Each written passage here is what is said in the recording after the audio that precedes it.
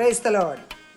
പ്രിയരെ, ബൈബിൾ ആർട്ടിസ്റ്റും വെളിപ്പാട് പുസ്തക വ്യാഖ്യാന ഗ്രന്ഥകർത്താവുമായ പാസ്റ്റർ പി അതിരൂപൻ കഴിഞ്ഞ 47 വർഷമായി ബൈബിൾ ചാർട്ടുകളുടെ സഹായത്താൽ വെളിപ്പാട് പുസ്തകം, ദാനിയേൽ പ്രവചനം, നിത്യത മുതൽ നിത്യത വരെ, സമാഗമന കൂടാരങ്ങൾ, ഇസ്രായേൽ മക്കളുടെ മരുഭൂപ്രയാണം എന്നിത്യാദി വിഷയങ്ങൾ വീഡിയോ ക്ലിപ്പുകളുടെ സഹായത്താൽ ക്ലാസുകൾ നയിച്ചു വരികയായിരുന്നുവല്ലോ.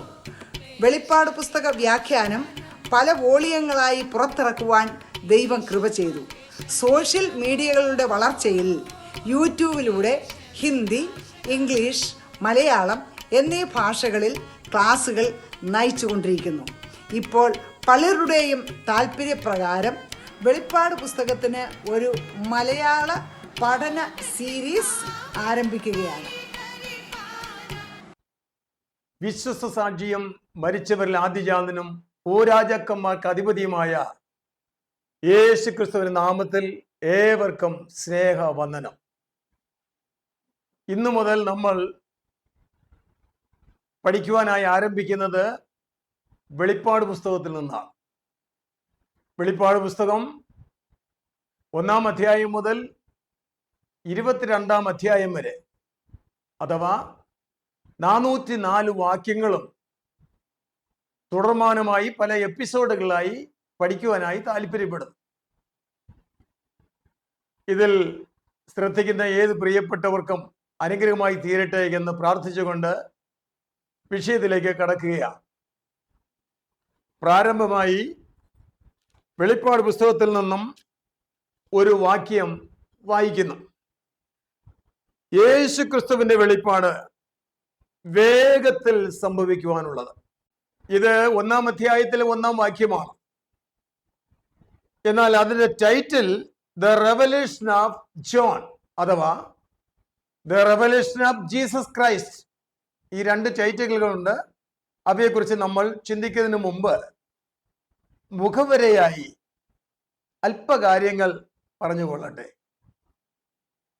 ഉൽപ്പത്തി പുസ്തകം പാദമായും വെളിപ്പാട് പുസ്തകം ശിരസ്സുമായിട്ടാണ് നമ്മൾ അംഗീകരിക്കേണ്ടത്.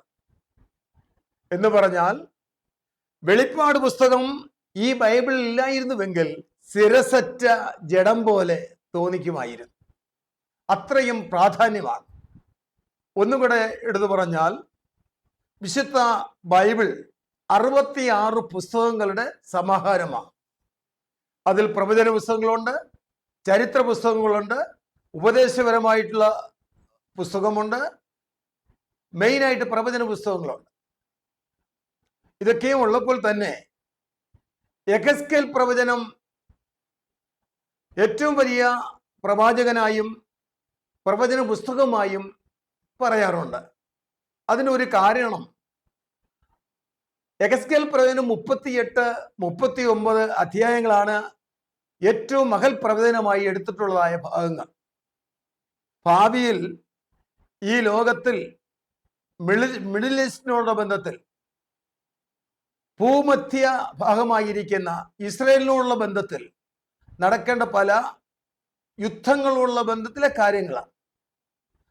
അത് ദാനിയേൽ പ്രവചനം 2-ാം അധ്യായം, 7-ാം അധ്യായം, പിന്നെ ശേഷിക്കുന്ന ചില അധ്യായങ്ങളിലും പ്രവചന വിഷയങ്ങളുണ്ട്. സെഖര്യാ പ്രവചനം 13-ാം അധ്യായവും 14-ാം അധ്യായവും ഇതെല്ലാം പാരലായി ചിന്തിക്കേണ്ടതായ പ്രവചന അധ്യായങ്ങളാണ്. ഈ പുസ്തകങ്ങൾക്ക് വലിയ പ്രാധാന്യവും കൊടുത്തിട്ടുണ്ട്. പഴയ നിയമത്തിൽ 16 പുസ്തകങ്ങൾ പ്രവചന പുസ്തകങ്ങളായിട്ട് തന്നെയാണ് അംഗീകരിക്കപ്പെട്ടിട്ടുള്ളത്. പുതിയ നിയമത്തിൽ ഏക പ്രവചന പുസ്തകം വെളിപ്പാട് പുസ്തകവുമാണ്. അങ്ങനെയാണെങ്കിൽ 16-ഉം 1-ഉം 17 പുസ്തകങ്ങൾ മാത്രമാണോ പ്രവചന പുസ്തകം? അല്ല. പ്രവചന പുസ്തകം എന്ന് പറയുന്നതിനകത്ത് തന്നെ 75% ചരിത്രപരമായ കാര്യങ്ങളാണ് കിടക്കുന്നത്. രാജാക്കന്മാരുടെ കാര്യമാണ്, വീഴ്ച ഭവിച്ച കാര്യം, ഭാവിയിൽ സംഭവിക്കേണ്ട കാര്യം, ഇതൊക്കെ അതിനകത്തുണ്ട്. എന്നാൽ മഹൽ പ്രവചനം എന്ന് പറയുന്നത് അല്പമായ ഭാഗം മാത്രമേ അതിനകത്തുള്ളൂ. അങ്ങനെ 17 പുസ്തകങ്ങൾ മറ്റ് ചില പുസ്തകങ്ങളിലുള്ള പ്രവചനങ്ങൾ, അതായത് പഴയ നിയമത്തിൽ ലേവ്യ, സംഖ്യ, ആവർത്തന പുസ്തകം പ്രവചന പുസ്തകമല്ല, എന്തായാലും അതിനകത്തും പ്രവചനങ്ങളുണ്ട്. പുതിയ നിയമത്തിൽ ചെറിയ ചെറിയ ലേഖനങ്ങളുണ്ട്, അത് പ്രവചന പുസ്തകങ്ങളല്ല, പക്ഷെ അതിനകത്തും മഹൽ പ്രവചനങ്ങളുണ്ട്. സുവിശേഷം മത്തായി, മാർക്കോസ്, ലൂക്കോസ്, യോഹന്നാൻ എന്നീ 4 സുവിശേഷങ്ങൾ നമുക്കറിയാം. ഈ സുവിശേഷങ്ങൾ എന്ന് പറയുന്ന ഈ പുസ്തകത്തിനകത്തും അവസാന അധ്യായങ്ങൾ എന്ന് പറയുന്നത് മഹൽ പ്രവചനങ്ങളാണ്. പത്രോസിന്റെ ചെറിയ ലേഖനത്തിൽ തന്നെ പറഞ്ഞിരിക്കുന്നത് മാലാഖി പറഞ്ഞു വെച്ചതിന്റെ ബാക്കിയായി ചൂള പോലെ കത്തുന്ന ഒരു ദിവസം വരും. ആ ദിവസത്തെക്കുറിച്ച്, അന്ത്യകാലത്തിന്റെ അന്ത്യവിനാഴിയെ കുറിച്ച്, ലോകാന്ത്യ സംഭവം എന്ന് പറയുന്ന ലോകാവസാനത്തെ കുറിച്ച് പത്രോസിന്റെ കുഞ്ഞു ലേഖനത്തിലും പറഞ്ഞിട്ടുണ്ട്. മൂലപദാർത്ഥങ്ങൾ കത്തിയഴിയും, ഈ ഭൂമിയും അതിന്റെ പണികളും വെന്തുപോകും എന്ന് പറയുന്നത് ഒത്തിരി ഭാവി പ്രവചനങ്ങളോട് ബന്ധപ്പെട്ട് കിടക്കുന്ന കാര്യം. ഈ പറഞ്ഞതിന്റെ സാരം, ബൈബിളിൽ 2 ഭാഗങ്ങളും പ്രവചനങ്ങളാണ്. മറ്റൊരു രൂപത്തിൽ പറഞ്ഞാൽ 3 ഭാഗവും പ്രവചനങ്ങളാണ്. ഇങ്ങനെ നമ്മൾ ചിന്തിച്ച് മുന്നോട്ട് പോകുമ്പോൾ വെളിപ്പാട് പുസ്തകം 404 വാക്യങ്ങളാണ്. 404 വാക്യങ്ങളും ആദ്യത്തെ അഥവാ 1-ാം അധ്യായത്തിലെ അല്പഭാഗം വന്ദനം ചെയ്തുകൊണ്ട് പറയുന്ന മുഖവരെയുള്ള ബന്ധത്തിൽ ചില വാക്യങ്ങൾ മാറ്റിവെക്കാം. അങ്ങനെ വന്നാൽ 71 വാക്യങ്ങൾ നിറവേറിയ പ്രവചന ഭാഗങ്ങളാണ്. വെളിപ്പാട് പുസ്തകത്തിൽ 333 വാക്യങ്ങൾ ഇനി നിവർത്തിയാകേണ്ട മഹൽ പ്രവചനങ്ങളുമാണ്. അങ്ങനെ മുന്നോട്ട് പോകുന്നു. ഒരു കാര്യം ഞാൻ മുഖവര എന്നുള്ള നിലയിൽ ഓർപ്പിക്കട്ടെ. യെഹെസ്കേൽ പ്രവചനം 1-ാം അധ്യായം വായിച്ചു തുടങ്ങുമ്പോൾ ബാബിലോണിനെ പ്രവാസത്തിലായിരിക്കുന്ന ഇസ്രായേൽ ജനം, ബാബിലോണിനെ പ്രവാസം എന്ന് പറഞ്ഞാൽ ഇന്നത്തെ ഇറാഖാണ്. ഇന്നത്തെ ഇറാഖാണ് പഴയ ബാബിലോൺ എന്ന് പറയുന്നത്. ബാബിലോൺ ചരിത്ര വിഷയം മുന്നിൽ നമ്മൾ ചിന്തിക്കുമ്പോൾ അവിടുത്തെ നെബൂഖദ്നേസർ രാജാവാണ് ഏറ്റവും അഗ്രഗണ്യനായ 1-ാമത്തെ രാജാവായി നമ്മൾ ചിന്തിച്ചു പോരുന്നത്. ആ ഭരണം എങ്ങനെ തുടങ്ങുന്നു? ഓക്കെ, ബാബിലോണിന്റെ പ്രവാസത്തിൽ ജനങ്ങളായിരിക്കുമ്പോൾ ആ കൂട്ടത്തിൽ 30 വയസ്സുകാരനായ യെഹെസ്കേൽ ഒരു പ്രവാചകനും കൂടെയാണ് പ്രവാസത്തിൽ അവരോടൊപ്പമാണ്. അങ്ങനെ മഹാകഷ്ടതയിൽ മരണഭീതി മാത്രം മുന്നിൽ കണ്ടുകൊണ്ട് ഓരോ ദിവസവും തള്ളി നീക്കുമ്പോൾ മഹാപ്രതികൂലങ്ങളുടെയും പരീക്ഷയുടെയും അഗ്നിശോധനയുടെ നടുവിൽ, ആ ജനസമൂഹത്തിന് നടുവിൽ ദൈവം അഭിഷേകം ചെയ്യപ്പെട്ട പ്രവാചകനും കൂടിയായ പുരോഹിതൻ കൂടിയായ യെഹെസ്കേലിന് സ്വർഗം തുറന്നു. ദിവ്യ ദർശനങ്ങൾ ഓരോന്നോരോന്നായി കാണാൻ തുടങ്ങി. യെഹെസ്കേൽ പ്രവചനം 1-ാം അധ്യായം 1-ാം വാക്യമാണ് ഞാൻ ഓർപ്പിച്ചത്. നോക്കൂ, മഹാകഷ്ടതയിലായിരുന്നപ്പോൾ സ്വർഗം തുറന്നു, സ്വർഗീയമായ കാഴ്ചകൾ കാണാൻ തുടങ്ങി. സ്വർഗസിംഹാസനിരിക്കുന്ന ദൈവത്തിന്റെ രൂപം കാണാൻ തുടങ്ങി. അതിന് ചുറ്റുവട്ടുമുള്ള പ്രകാശവലയം കാണാൻ തുടങ്ങി. അടുത്തുകൂടാത്ത വെളിച്ചത്തിൽ വസിക്കുന്ന ദൈവത്തെക്കുറിച്ച് അറിയുവാനും കാണുവാനുള്ള മഹാവെളിപ്പാടുണ്ടായി, ദർശനമുണ്ടായി. സിംഹാസന ചുറ്റും ശക്തന്മാരായ ആർക്കൻസായ ദൂതന്മാരെ കുറിച്ച് കണ്ടു. ദൈവ ശബ്ദം കേട്ടു. ഇതാണ് മഹൽ പ്രവചന പുസ്തകങ്ങൾ 1 യെഹെസ്കേലിൽ ആരംഭിക്കുന്നത്. എന്നാൽ മറുവശത്ത് ദാനിയേൽ പ്രവാചകൻ ഏകദേശം ഒരേ കാലഘട്ടത്തിൽ ജീവിച്ചിരുന്നവരാണ്. ബാബിലോൺ സാമ്രാജ്യത്തിൽ തന്നെ താൻ ഭരണാധിപനും പ്രവാചകനുമായിരിക്കുന്നു. അപ്പോൾ തന്നെ ആ ദാനിയേൽ പ്രവാചകൻ ആയിരുന്ന ബാബിലോണിലെ രാജകൊട്ടാരത്തിൽ വെച്ച് തന്നെ പലപ്പോഴും തനിക്ക് ദർശനം ലഭിച്ചു, സ്വപ്നങ്ങൾ ലഭിച്ചു, അല്ലെങ്കിൽ വെളിപ്പാടുകൾ ലഭിച്ചു. അത് രേഖപ്പെടുത്തിയിരിക്കുന്നത് ദാനിയേൽ പ്രവചനം 2-ാം അധ്യായം, 7-ാം അധ്യായം, പിന്നെ ശേഷിക്കുന്ന 12 അധ്യായങ്ങളിൽ കുറച്ച് കാര്യങ്ങൾ പ്രവചന വിഷയങ്ങളായിട്ടുണ്ട്. അതുകൊണ്ട് അത് മഹൽ പ്രവചന പുസ്തകങ്ങളിൽ ഒന്നാക്കിയിട്ട് കാണപ്പെടുന്നു. യോഹന്നാൻ അപ്പോസ്തലൻ റോമൻ ചക്രവർത്തിയായിരുന്ന ഡൊമിഷ്യൻ ചക്രവർത്തിയുടെ ഭരണകാലഘട്ടം യേശുക്രിസ്തുവിന്റെ ദിവ്യ സാക്ഷ്യ നിമിത്തം ഗ്രീസിന്റെ അണ്ടറിലുള്ള പത്മോസ് ദ്വീപിലേക്ക് നാടുകടത്തപ്പെട്ടു. ആ പത്മോസ് ദ്വീപ് എന്ന് പറയുന്നത് ഭയാനകരമായ ഒരവസ്ഥയാണ്. ആദ്യകാലത്തെ പത്മോസിനെ കുറിച്ച് നമുക്കെല്ലാം അറിയാവുന്നത്. ഏത് സമയവും മരണം സംഭവിക്കാവുന്ന ഒരു പ്രത്യേകമായ അന്തരീക്ഷം. ആ ദ്വീപിൽ തന്നെ അഗ്നിസർപ്പമുണ്ട്, വിഷവണ്ടുകളുണ്ട്, വിഷ ഉറുമ്പുകളുണ്ട്. പറക്കുന്ന ഏത് സമയത്തും മനുഷ്യനെ കൊത്തിക്കയറി തിന്നത്തക്കവണ്ണം കരുത്തുറ്റ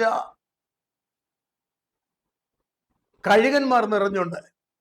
കുറ്റിക്കാടുകളുണ്ട്, അവിടെ മൃഗങ്ങളുണ്ട്. രാജ്യദ്രോഹ കുറ്റം ചെയ്ത് നാടുകടത്തപ്പെട്ടതായ വ്യക്തികൾ ചില ദിവസങ്ങൾ കഴിയുമ്പോൾ വിശന്നും ദാഹിച്ചും രോഗം ബാധിച്ചും അവിടെ മരണപ്പെട്ട അവരുടെ അസ്ഥിപഞ്ജരങ്ങൾ അവിടെ നിറഞ്ഞു കിടക്കുന്നതായിട്ടുള്ള കാഴ്ചകൾ അന്നുണ്ടായിരുന്നു. ഇന്ന് അങ്ങനത്തെ പത്മോസ് അല്ല. അതിമനോഹരമായ ഒരു പട്ടണമായി ലോകരാജ്യങ്ങളിൽ നിന്നും അനേകർക്ക് വിസിറ്റ് ചെയ്യുവാൻ കൊള്ളാവുന്നുള്ള ഒരു പുണ്യസ്ഥലമാക്കി മാറ്റി. യോഹന്നാന്റെ പേരിൽ വലിയൊരു മൊണാസ്ട്രി അവിടെ പണിതിട്ടുണ്ട്. അവിടെ പോകുവാനോ അവിടെ ഇരുന്ന് ധ്യാനിക്കുവാനോ ഒക്കെ കഴിയുന്ന സാഹചര്യത്തിലാണ് ഇന്നത്തെ പത്മോസ്. ഓക്കെ, ആ പത്മോസിൽ യോഹന്നാന്റെ പേരിൽ മൊണാസ്ട്രി പറയപ്പെട്ടത് 3-4 നൂറ്റാണ്ടിലൊക്കെയാണ്. അന്നത്തെ റോമിന്റെ ചക്രവർത്തിയായിരുന്ന കോൺസ്റ്റന്റൈൻ ചക്രവർത്തി അഥവാ കുസ്തന്തോനസ് ചക്രവർത്തിയും തന്റെ അമ്മ ഹെലീന രാജ്യം ഒക്കെ കൂടെ ചേർന്ന് അവരുടെ പ്രതാപത്തിന്റെ മഹത്വത്തിന് തക്കവണ്ണം പത്മോസ് ദ്വീപിൽ യോഹന്നാന്റെ പേരിൽ ഏറ്റവും ഉയർന്ന കുന്നിന്റെ മുകളിൽ ഒരു പള്ളി പണിതു. എന്നാൽ അതിന്റെ താഴെ പരിവൃത്തമായ ഒരു ഗുഹയുണ്ട്. ആ ഗുഹയിലാണ് 18 മാസം ഈ യോഹന്നാൻ കഴിച്ചുകൂട്ടിയത്. രാജകൊട്ടാരത്തിൽ അതിന്റെ ചുറ്റും ഡിസൈൻ ചെയ്ത് അലങ്കരിക്കത്തക്കവണ്ണം വെണ്ണക്കൽ മാർബിളാകുന്ന ഈ കയറ്റി വിടുന്നതായ പാറകളെ അവർ രൂപാന്തരപ്പെടുത്തിയെടുക്കും. അത് അവിടെയുള്ളതായ ജോലിക്കാരാണ്. പത്മോസിലുള്ള ജോലിക്കാരെന്ന് പറഞ്ഞാൽ രാജ്യദ്രോഹ കുറ്റം ചുമത്തി അവിടെ ഉപേക്ഷിക്കപ്പെട്ട, മരണത്തിന് വേണ്ടി വിധിക്കപ്പെട്ട അഥവാ ജീവനോടുകൂടെ കുഴിച്ചിടുന്ന ശവക്കോട്ട എന്ന അർത്ഥത്തിലാണ് പത്മോസ് ദ്വീപിനെ അന്ന് കണ്ടിരുന്നത്. അവിടെ ഏകദേശം 18 മാസക്കാലമായിരുന്ന യോഹന്നാൻ ദിവ്യ ദർശനങ്ങൾ കാണുവാൻ തുടങ്ങി. അവിടെ രേഖപ്പെടുത്തിയിരിക്കുന്നു, കർത്തർ ദിവസത്തിൽ ഞാൻ ആത്മവിവശനായി, കാഹളനാദം പോലെ ഒരു ശബ്ദം കേട്ടു. ആ ശബ്ദം എന്തെന്ന് കാണുവാൻ താൻ പുറകോട്ട് നോക്കുമ്പോൾ സ്വർഗീയ പ്രതാപത്തോടുകൂടെ ഇറങ്ങി വന്ന ക്രിസ്തുവിനെയാണ് കാണുന്നത്. ഒരു കാര്യം ശ്രദ്ധിക്കുക, വീണ്ടെടുക്കപ്പെട്ട ഏത് ദൈവമക്കൾക്കും കഷ്ടതയുണ്ട്, ദൈവഭക്തന്മാർക്കും കഷ്ടതയുണ്ട്. ദൈവനിർണയത്താൽ വിളിക്കപ്പെട്ട സകല ദൈവമക്കൾക്കും പരീക്ഷയുണ്ട്, കഷ്ടതയുണ്ട്, അഗ്നിശോധനയുണ്ട്. മരണത്തോളം ആയിപ്പോകുന്ന അവസ്ഥയിലേക്ക് കടന്നു വന്നെന്ന് വരാം. എന്നാൽ ഒരു കാര്യം ഓർക്കുക, കഷ്ടതയിൽ കൈവിടുന്നവനായ ദൈവമല്ല നമ്മുടെ ദൈവം. അവൻ കരുണാസമ്പന്നാണ്, ദയാസാഗരമാണ്. അവന്റെ കൃപയുടെ കരം നമ്മുടെ മേൽ നീട്ടപ്പെടും, ദിട്ടിവെച്ച് ആലോചന നൽകും, സകല ഹൃദയങ്ങൾക്കും സമാധാനം നൽകും, സകല ബുദ്ധിയെയും കവിയുന്ന സമാധാനം കർത്താവ് നൽകും. വിടുതൽ നിശ്ചയമാണ്. ഒരു പരീക്ഷയിൽ കൂടെ കടത്തിവിടാൽ അതിന്റെ പിന്നിൽ വെളിപ്പെടേണ്ട ദൈവത്തിന്റെ പദ്ധതി, ദൈവത്തിന്റെ മഹത്വം എന്താണെന്ന് വെളിപ്പെടുത്തും. ഈ ദൂത് കേൾക്കുന്ന പ്രിയപ്പെട്ടവരെ, ഏതെങ്കിലും നിലയിൽ ചെറുതോ വലുതോ നിങ്ങൾ അറിഞ്ഞോ അറിയാത്തതായ പല വഴികൾ കൂടെ നിങ്ങളുടെ മനസ്സിനെ തകർക്കുന്ന, ജീവിതത്തെ ദുസ്സഹപ്പെടുത്തുന്ന, വേദനിപ്പിക്കുന്ന സംഭവങ്ങൾ പലതും ഉണ്ടാകാം. സ്വഭവനത്തിൽ നിന്നുണ്ടാകാം, മക്കളിൽ നിന്നുണ്ടാകാം, മാതാപിതാക്കളിൽ നിന്നുണ്ടാകാം, ബന്ധുജനങ്ങളിൽ നിന്നുണ്ടാകാം, സുഹൃത്തുക്കളിൽ നിന്നുണ്ടാകാം, നിയമക്കുരുക്കുകളിൽ അകപ്പെട്ടുണ്ടാകാം.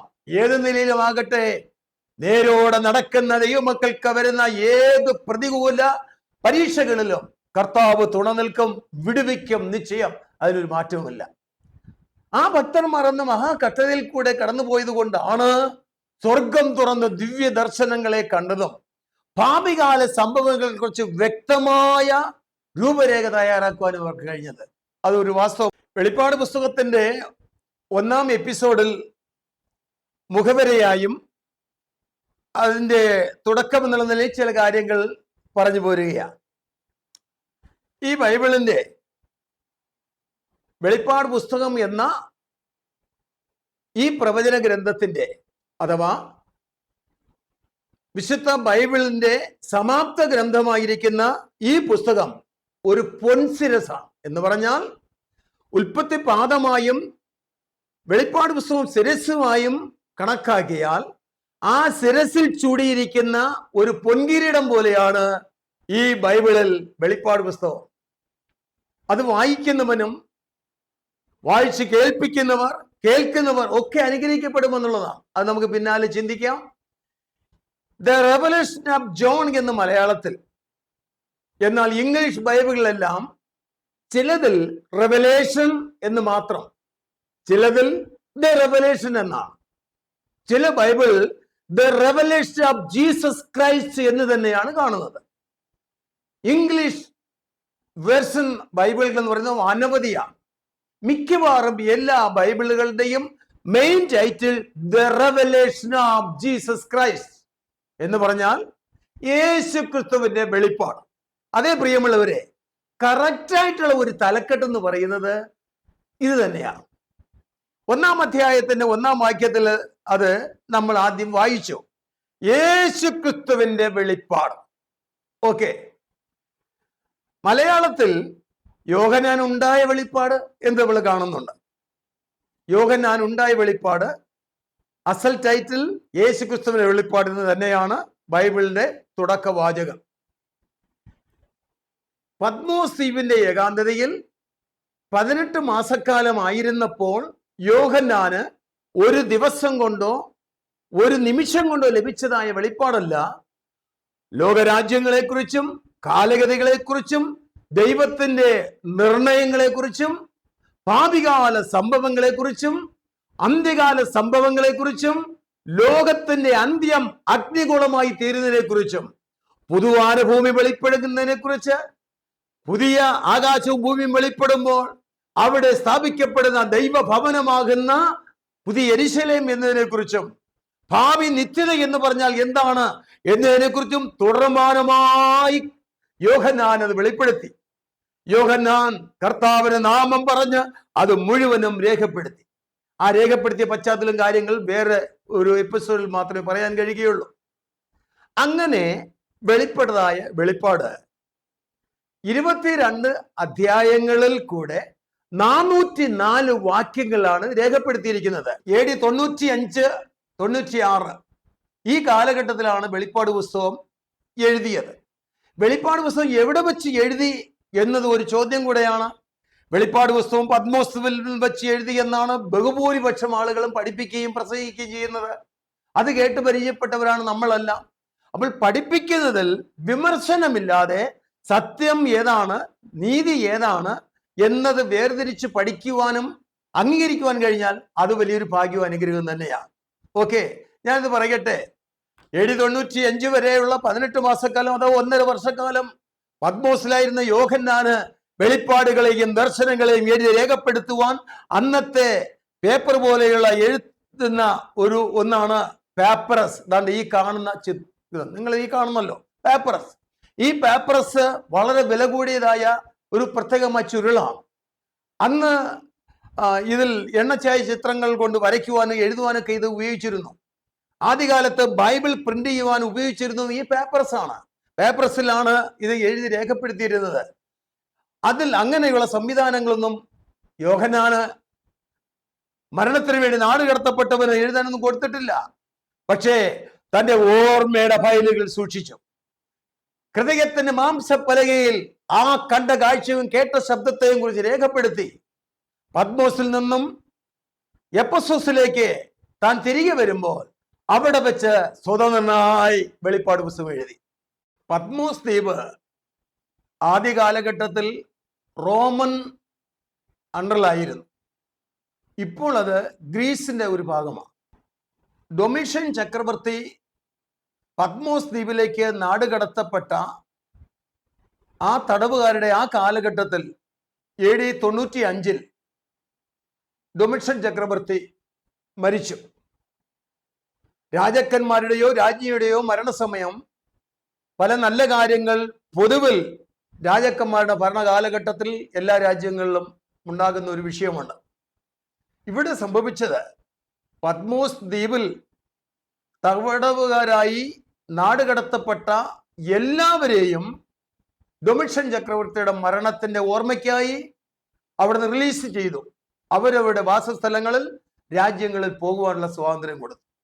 അങ്ങനെ 795 പത്മോസ് ദ്വീപിൽ നിന്നും യോഹന്നാൻ അപ്പോസ്തലൻ തന്റെ പ്രവർത്തന കേന്ദ്രമായ ഏഷ്യ മൈനറിലെ എഫെസോസ് പട്ടണത്തിലേക്ക് വന്നു. എഫെസോസിൽ വെച്ചാണ് വെളിപ്പാട് പുസ്തകം എഴുതുന്നത്. ഇതാണ് അതിൻ്റെ സത്യമായ അവസ്ഥ. എന്നാൽ ഈ പുസ്തകം എഴുതുന്നതിനെ കുറിച്ചും എഴുതുവാൻ ആഹ്വാനം കൊടുക്കുന്നവനെ കുറിച്ചും ആ വിഷയത്തിന്റെ ഒരു ചെറിയ വിവരണം കൂടെ ഞാൻ ഇവിടെ പറയുവാനായി താല്പര്യപ്പെടുന്നു. വെളിപ്പാട് പുസ്തകം 1-ാം അധ്യായത്തിന്റെ 9-ാം വാക്യത്തിൽ വായിക്കുന്നു, യോഹന്നാൻ എന്ന ഞാൻ ദൈവവചനവും യേശുവിന് സാക്ഷ്യവും നിമിത്തം പത്മോസ് എന്ന ദ്വീപിൽ ആയിരുന്നു എന്ന് പറയുന്ന ഒരു പൂർവകാല അനുഭവത്തെക്കുറിച്ച് പറഞ്ഞുകൊണ്ടാണ് താൻ പുസ്തകം എഴുതാൻ ആരംഭിക്കുന്നത്. അപ്പോൾ പത്മോസ് ദ്വീപിൽ ആയിരുന്നു, അവിടുന്ന് തിരിച്ച് എഫെസോസിലേക്ക് അഥവാ തുർക്കി രാജ്യത്തിന്റെ അണ്ടറിലുള്ള പ്രധാന പട്ടണങ്ങളിൽ ഒന്നായി എഫെസോസിലേക്ക് വന്നു.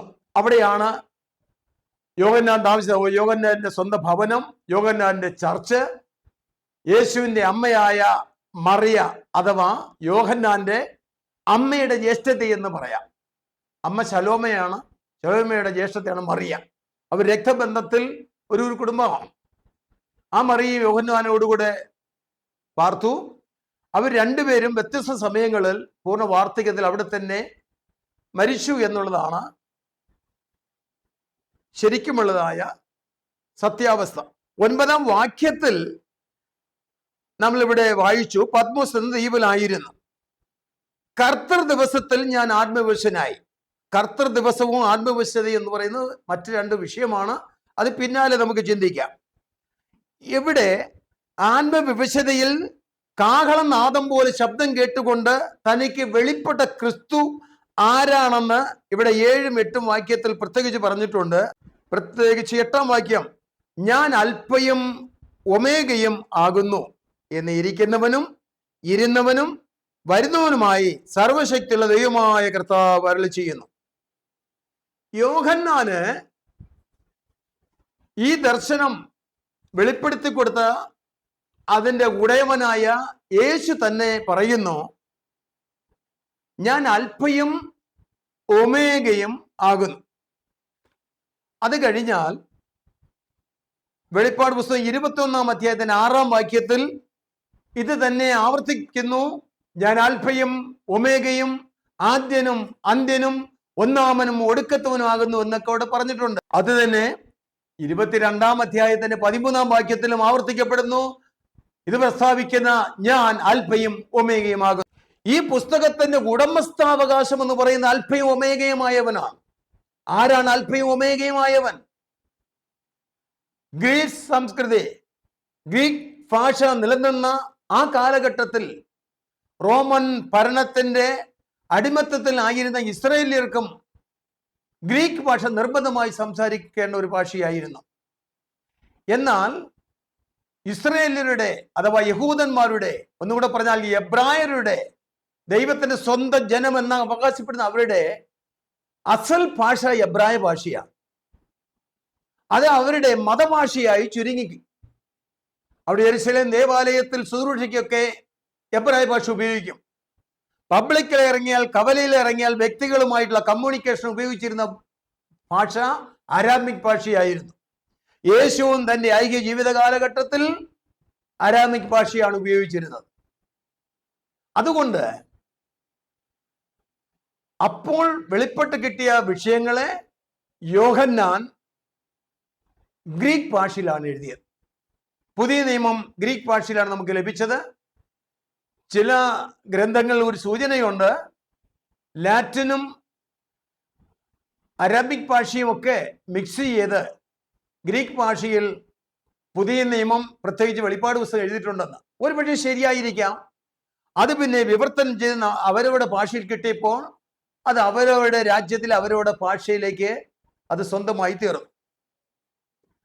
അപ്പോൾ ഇതിൻ്റെ വെളിപ്പെട്ട് കിട്ടിയ സത്യാവസ്ഥ യേശുക്രിസ്തുവാണ്, യേശുക്രിസ്തുവിന്റെ വെളിപ്പാടാണ്. അത് വെളിപ്പെടുത്തി കൊടുത്ത ക്രിസ്തുവിനെ അൽഫയും ഒമേഗയും എന്ന് പറഞ്ഞിട്ട് 3 പ്രാവശ്യം ആവർത്തിക്കപ്പെട്ട കാര്യം ഇവിടെ വായിച്ചു. അത് ഈ പുസ്തകത്തിന്റെ ഉടമസ്ഥാവകാശം ഉറപ്പിക്കുകയാണ്.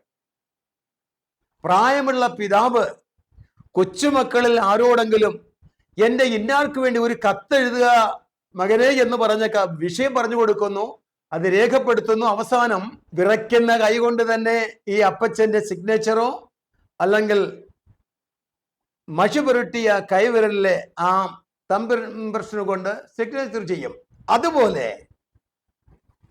ഈ വെളിപ്പാട് കാണിച്ചു കൊടുത്ത കർത്താവ് പറയുന്നു, നീ കാണുന്നത്, വാക്യം ഏതാണ്? 1:11 വാക്യം, നീ കാണുന്ന ഒരു പുസ്തകത്തിൽ എഴുതുക. എന്നിട്ട് വിഷയം ഓരോന്നോരോന്നായി പറഞ്ഞു കൊടുക്കുക. ഏതെഴുതണം, എന്തൊക്കെ എഴുതണം, അത് അതാത് സമയം പറഞ്ഞു കൊടുക്കുന്നു. എഫെസോസ് സഭയുടെ ദൂതന് എഴുതുക എന്ന് 2-ാം അധ്യായത്തിൽ 1 വായിക്കുന്നു. സ്മുർന്നയിലെ സഭയുടെ ദൂതൻ എഴുതുക എന്ന് പറഞ്ഞാൽ ഓരോ പാരഗ്രാഫിലും പറയുന്ന ഓരോ വിഷയങ്ങളെയും എഴുതുക എഴുതുക എഴുതുക എന്ന് കർത്താവ് പ്രത്യേകിച്ച് പറയുന്നു, അവിടെ ഓർഡർ കൊടുക്കുന്നു. അങ്ങനെ യോഹന്നാൻ എഴുത്തുകാരൻ മാത്രമാണ്. അതിന് ഒരു തെളിവ് കൂടെ പറയാം. യോഹന്നാൻ എഴുത്തുകാരൻ എന്നുള്ളതിന് 1-ാം അധ്യായത്തിന്റെ 4-ാം വാക്യം, അതിന് 21-ാം വാക്യം ഒക്കെ ഒന്ന് ശ്രദ്ധിച്ചാട്ട്. 4-ാം വാക്യം, യോഹന്നാൻ ആസിയയിലെ 7 സഭകൾക്കും എഴുതുന്നത്. അപ്പൊ ഇത് എഴുത്തുകാരനാണ്, ഒരു സംശയമില്ല, യോഹന്നാനാണ്. വിഷയം പറഞ്ഞു കൊടുക്കുന്ന ആരാണ്? കർത്താവ് യേശുവാണ്.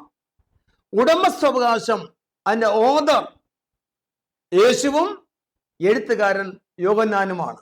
ക്ലിയർ ആയല്ലോ? 1:20 വാക്യം വായിച്ചു വരുമ്പോൾ,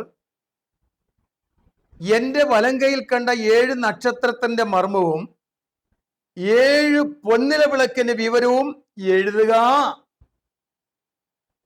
2-ാം അധ്യായത്തിന് 1-ാം വാക്യത്തിൽ എഫെസോസിലെ സഭയെ എഴുതുക. അങ്ങനെ ഈ പുസ്തകത്തിന്റെ തുടക്കം മുതൽ ഒടുക്കം വരെ എഴുതുക എഴുതുക എഴുതുക എന്ന് കർത്താവിന് ശബ്ദം കേൾക്കുന്നു. യോഹന്നാൻ അത് എഴുതുന്നു. അവർ ക്ലിയർ ആയല്ലോ? എഴുതുവാൻ ഓർഡർ കൊടുക്കുന്ന ഉടമസ്ഥൻ യേശുവും എഴുത്തുകാരൻ യോഹന്നാനുമാണ്. എഴുതിയ വിധമെന്ന് പറയുന്നത് ഇപ്പോൾ വായിച്ച വാക്യത്തിൽ തന്നെയുണ്ട്. കാണുകയും കേൾക്കുകയും ചെയ്തത് ഒരു പുസ്തകത്തിൽ എഴുതുക. കാണുകയും കേൾക്കുകയും ചെയ്യുന്നത്. ഞാൻ ഒരു ആർട്ടിസ്റ്റും ദൈവം നൽകിയ കൃപയ്ക്കത്തവണ്ണം ചാർട്ടുകൾ തയ്യാറാക്കി പഠിപ്പിക്കുന്നവനുമാണ്. അങ്ങനെയുള്ള ഒരു ചാർട്ടാണ് നിങ്ങൾ ഈ കാണുന്നത്, വിവരം പഠിക്കുവാൻ വേണ്ടി. ആ ചാർട്ട് കാണുകയും അവയെക്കുറിച്ച് കണ്ട് മനസ്സിലാക്കത്തക്കവണ്ണം വിവരണം പറഞ്ഞു കൊടുക്കുകയും ചെയ്യുന്നു. എന്ന നിലയിൽ ഇന്നത്തെ കുറച്ചു മുമ്പ് DVD കൈമാറ്റം ചെയ്യുന്നതും VCD കൈമാറ്റം ചെയ്യുന്നതുമായ കൈമാറ്റം എന്ന് പറയുന്നത് മനസ്സിലാകും. ഇപ്പോൾ അതിനൊന്നുമല്ല പ്രശസ്തി. ലോകരാജ്യങ്ങളുടെ ഏത് പട്ടണത്തിലാകട്ടെ, ഏത് ഉൾഗ്രാമത്തിലാകട്ടെ, ഒരു സംഭവം ഉണ്ടായാൽ ആ സംഭവത്തെക്കുറിച്ചുള്ള വ്യക്തമായിട്ടുള്ള അറിവ് ദൃശ്യാവിഷ്കരണത്തോടുകൂടെ, ശബ്ദത്തോടുകൂടെ എവിടെ ഇരുന്നാലും കേൾക്കുവാൻ കഴിയും. അത് വരുന്ന മാധ്യമം ഒരു ചരടോ ഒരു വയറോ അല്ല, സാറ്റലൈറ്റ് സംവിധാനത്തിൽ കൂടെയാണ് നമുക്കറിയാം. എന്നതുപോലെ സ്വർഗീയ സാറ്റലൈറ്റിൽ നിന്നും അന്ന് പ്രക്ഷേപണം ചെയ്യപ്പെട്ട, കാണുകയും കേൾക്കുകയും ചെയ്യുന്ന നിലയിലുള്ള ആ TV സംവിധാനം പോലെ യോഹന്നാന് പത്മോസിൽ വെളിപ്പെട്ടു. പത്മോസിൽ ഈ സ്പേസിൽ ഒരു സ്ക്രീൻ വെളിപ്പെടുത്തി അതിനകത്ത് ഓരോന്നോരോന്നായി കാണിക്കുന്നത് പോലെ യോഹന്നാൻ കണ്ടു. അതുകൊണ്ട് യോഹന്നാൻ കാണുകയും കേൾക്കുകയും ചെയ്ത ശബ്ദത്തെ വ്യക്തമായി അവിടെ രേഖപ്പെടുത്തി. ഇതാണ് യേശു ക്രിസ്തുവിന്റെ വെളിപ്പാട്. ഇത്രയും മുഖവരിയായി പറയുമ്പോൾ ഇത് കൈമാറ്റം ചെയ്ത രീതിയെക്കുറിച്ച് 1-ാം അധ്യായത്തിൽ പറഞ്ഞിരിക്കുന്നത് നമുക്കൊന്ന് നോക്കാം. 1-ാം അധ്യായം 1, 2, 3 വാക്യങ്ങൾ വായിക്കുന്നു. യേശു ക്രിസ്തുവിന്റെ വെളിപ്പാട് വേഗത്തിൽ സംഭവിക്കുവാനുള്ളത് തന്റെ ദാസന്മാരെ കാണിക്കേണ്ടതിന് ദൈവം അത് അവന് കൊടുത്തു. അവൻ അത് തന്റെ ദൂതൻ മുഖാന്തരം അയച്ച് തന്റെ ദാസനായ യോഹന്നാന് പ്രദർശിപ്പിച്ചു. അടുത്തതായി പറയുന്നു. അപ്പോൾ ഇതിൽ നിന്ന് ഒരു കാര്യം നോക്കൂ. ദർശനം കൈമാറ്റ രീതി.